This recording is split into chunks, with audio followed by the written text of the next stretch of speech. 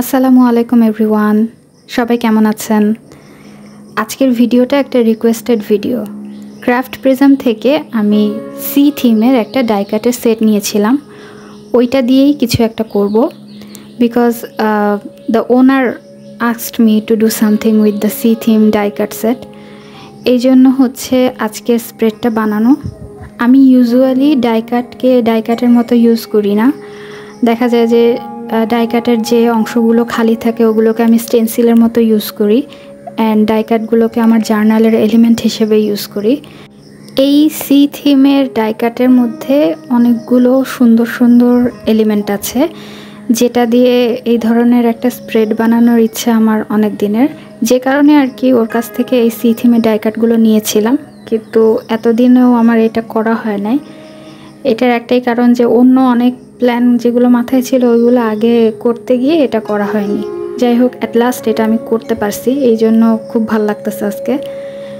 আর এই যে সিউইড বা স্টারফিশ, সি হর্স যেগুলো ছিল সেগুলোকে আমি কালার করে নিয়েছি to match the background colour. আমার এই সি হর্সগুলো বেশি ভালো লাগছে, কারণ কেন জানি না, আমার কাছে এই ক্রিয়েচারগুলো খুব বেশি ফ্যাসিনেটিং মনে হয়।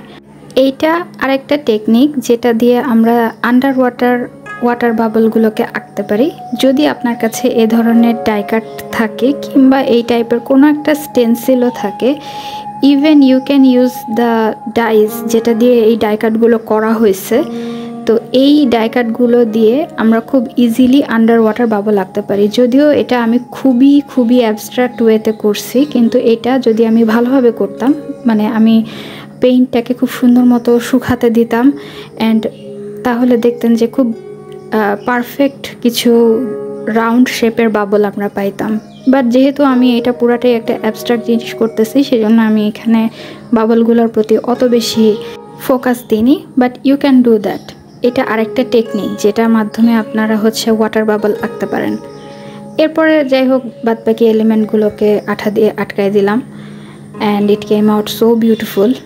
যদিও আমার কাছে মনে হয়েছে যে ব্যাকগ্রাউন্ড কালারটা আরেকটু ব্লুইশ হলে ভালো হতো, বাট এটা আমি আসলে বুঝতে পারি নাই, কারণ মেটালিক কালারগুলোর মধ্যে গ্রিনটা যে এত ওভার পাওয়ারিং হবে এটা আমি বুঝতেই পারিনি। আমার কাছে মনে হয়েছে যে ব্লুটা বেশি করে নিলে ভালো হতো। যাই হোক, আজকে স্প্রেড এই পর্যন্তই। কেমন লাগলো জানাবেন আমাকে। আল্লাহ হাফেজ সবাইকে।